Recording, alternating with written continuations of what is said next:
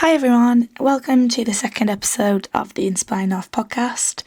You may have seen that over the past few weeks we've been running our No Excuse for Abuse campaign around the Football World Cup. So the campaign primarily focused on speaking out to perpetrators to reinforce a message that there's no excuse for abuse at any time, as incidents of domestic abuse were expected to rise. So today we're up at one of Foundation's domestic abuse services to hear from two former clients, Caroline and Sarah, who have gone through domestic abuse themselves and who are now volunteering as community champions. We thought it was really important to round off the campaign by speaking to people who have lived experience and who want to share their story to help others. So first off, I'll introduce Dawn Downey, who works at the service. Hi everyone, I'm what's called an IDVA, so I'm an independent domestic violence advisor, working on an outreach basis across the area, supporting anyone who is suffering or has suffered domestic abuse. And Dawn, could you please explain kind of what the community champion role is and how it came about for the service? Our belief has always been that people with lived experience have the knowledge and the expertise to use that experience in a positive way. They've learnt from it, obviously the hard way, and no one would choose to go through it, but people have and they do. And for us it was important that anybody who has that experience has the opportunity to be able to grow away from it, to have a future, to live a life free from abuse, but also to be able to support others who may be in a similar situation. That's great, thanks for explaining that. So guys, I'll come to you. Caroline first. If you just tell us a little bit about how you came to the service and a bit about your own experiences.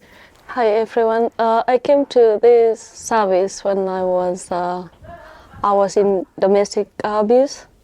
My ex was really abusive, emotional, financially, and physically. The foundation helped me so much. Foundation have changed so many things for me.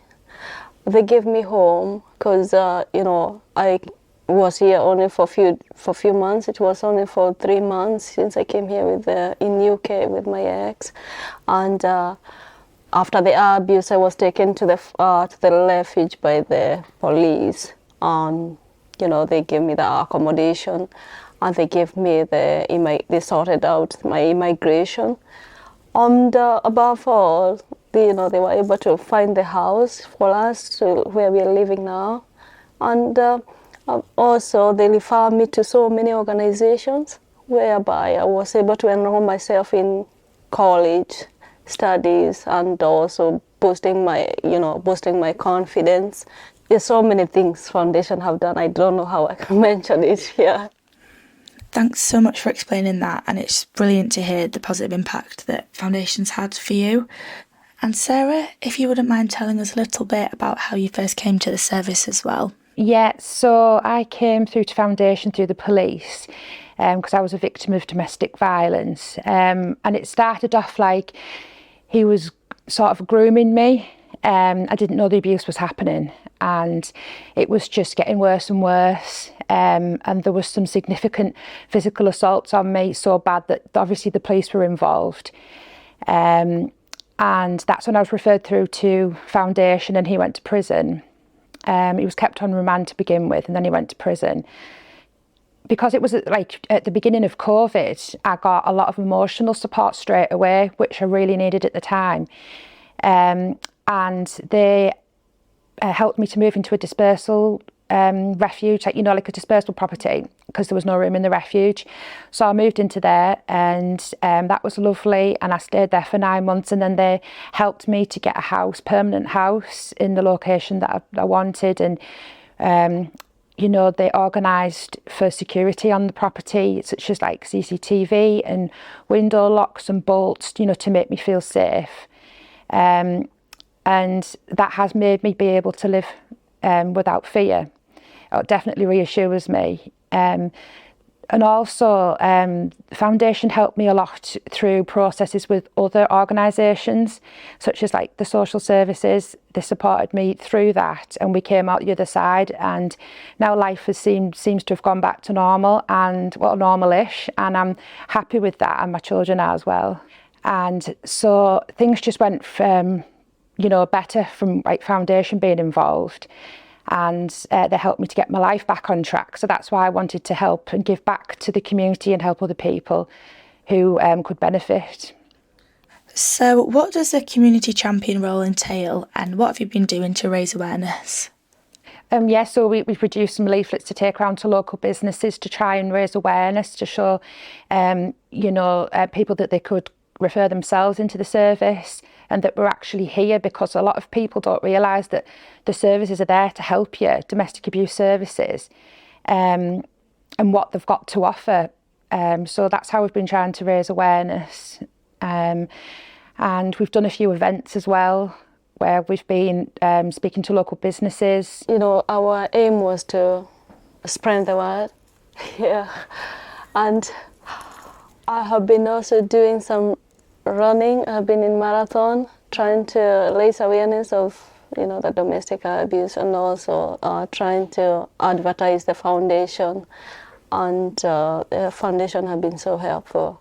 And Dawn, obviously they really give back to the service through everything they do. Have you felt an impact of that? Absolutely. I'm thankful every day for our community champions, because when we have our meetings, the inspiration just shines through. And I always say we might be small, but we're mighty.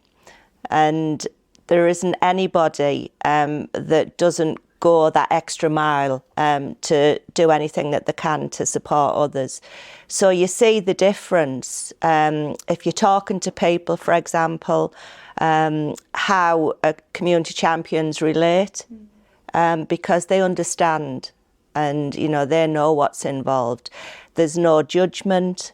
Anything that people need, if the community champions can't support, they'll signpost to other services, because obviously they've had that experience themselves, so they know what's available and how to sort of help navigate through.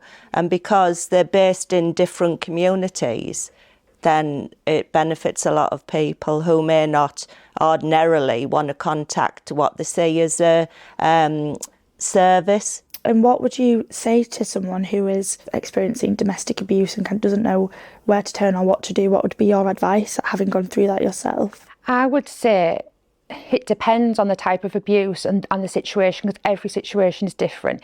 And for one person, it could be one thing and another. So for somebody, it could be try and find an escape plan, a safe plan. Have things ready, like a spare mobile phone, or have some money if you've got money somewhere safe. But then for other people, they're not in that position, so they wouldn't be able to do that.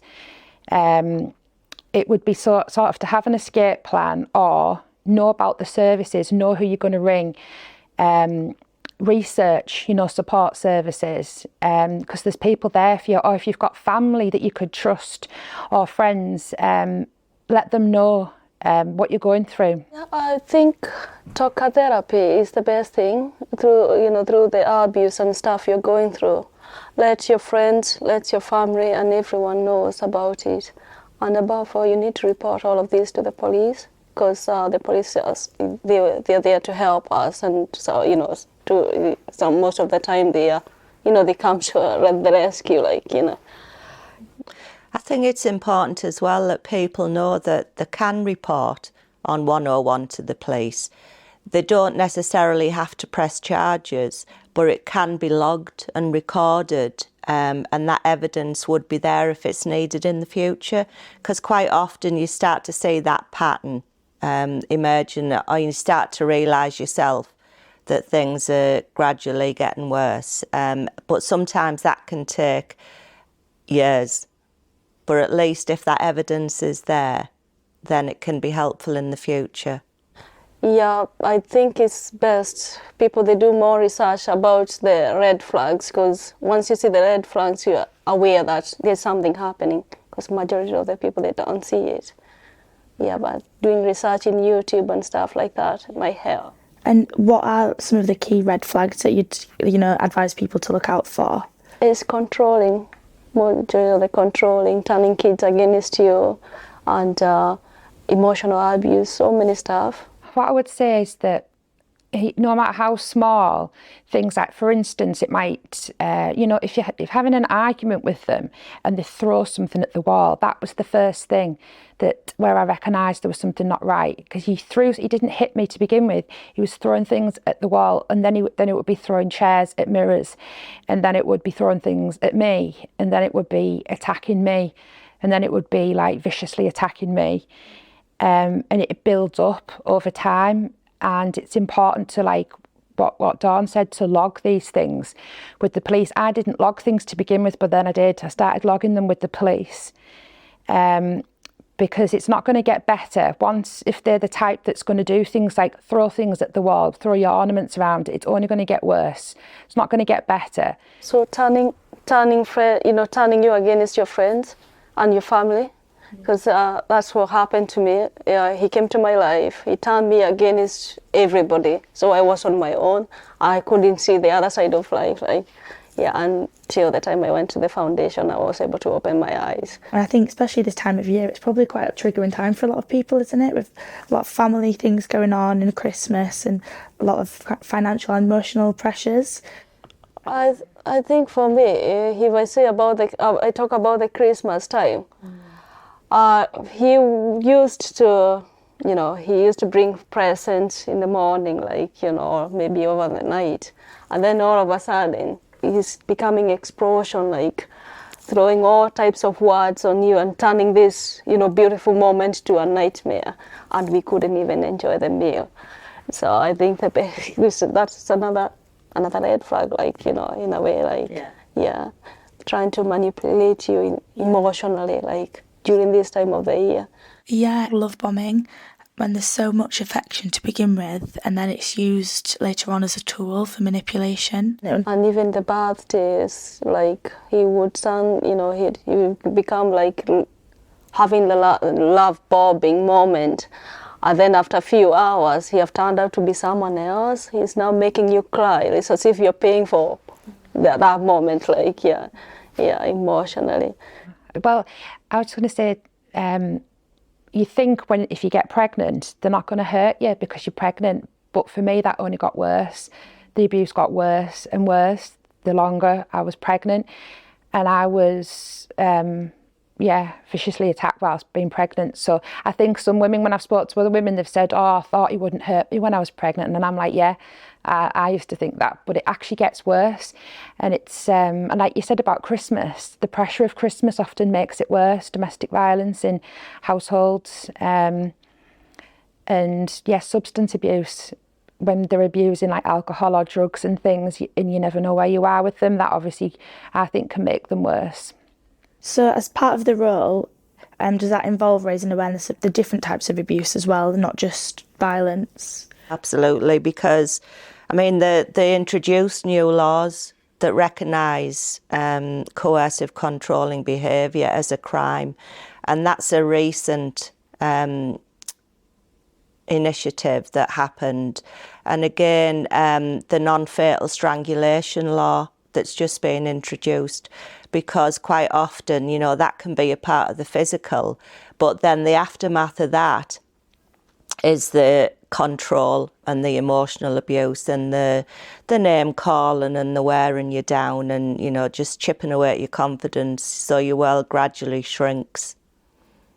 So, with your time as community champions under your belt, do you see yourself using this experience in the future, working with domestic abuse victims, or do you have any other goals you'd like to achieve? I'd like to become a domestic violence counsellor. I'd like to train to become a qualified counsellor, and then I'd love to work in refuges, hands-on with the women and children and men, of course, that are like the victims of domestic abuse. That's what I'd like to do in the future, but we'll see where it goes, because that might change and it might be a different role, but that's definitely what I'd like to do. I'd like to do a similar job to what Dawn does as being an IDVA. I'd love to be that one day, or a counsellor, or just something in the service, and be able to see it firsthand with being a community champion. And I just know all the support that I got from Foundation, in particular Dawn, and it was immense, the amount of support I got, and I'd love to be able to do that for somebody one day.